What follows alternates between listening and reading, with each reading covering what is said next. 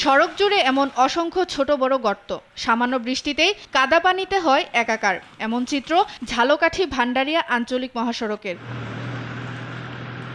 আঞ্চলিক মহাসড়কটির বাগরি petrol pump থেকে পিংড়ি পর্যন্ত 15 কিলোমিটার অংশে একেবারেই চলাচল অনুপযোগী হয়ে পড়েছে। এতে সড়ক চলতে পোহাতে হয় ভোগান্তি।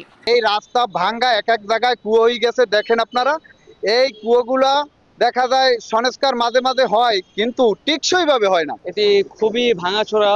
এটাতে গাড়িতে যখন চলাচল করি ধাক্কায় ধাক্কায় পুরো শরীর ব্যথা হয়ে যায়, ব্যথার ট্যাবলেট খাইতে হয় রাতের বেলা। সরকার কর্তৃক কোনো ধরনের ব্যবস্থা গ্রহণ করা হচ্ছে না। অতি শীঘ্রই আমরা চাই যে এই সড়কের মেরামত এবং সংস্কার কাজ দ্রুত সম্পন্ন করা হোক। স্থানীয়দের অভিযোগ, বেহাল সড়কটি সংস্কারে কোনো উদ্যোগ নেওয়া হয়নি। মাঝে মধ্যে বালু, পাথর আর পিচ ঢেলে লোক দেখানো সংস্কার করা হয়। ফলে মহাসড়কের এই অংশে প্রতিনিয়ত ঘটছে দুর্ঘটনা। সারা গন্ধে ভরা, জায়গায় জায়গায় ভাঙ্গা গর্ত, আমাদের অনেক সমস্যা। গাড়ি লাইনচ্যুত হয়ে যায়, রাস্তা থেকে বের হয়ে যায়। সরকারের কাছে অনুরোধ জানাই যেন এটা দ্রুত মেরামত করা হয়। তবে ক্ষতিগ্রস্ত অংশ দ্রুত চিহ্নিত করে মেরামত করার আশ্বাস দিয়েছেন এই কর্মকর্তা। এটি দরপত্র আহ্বান করে দরপত্র মূল্যায়ন পর্যায়ে রয়েছে। আমরা শীঘ্রই দরপত্র অনুমোদনের মাধ্যমে ঠিকাদার নিয়োগ করে কাজটি সম্পন্ন করব।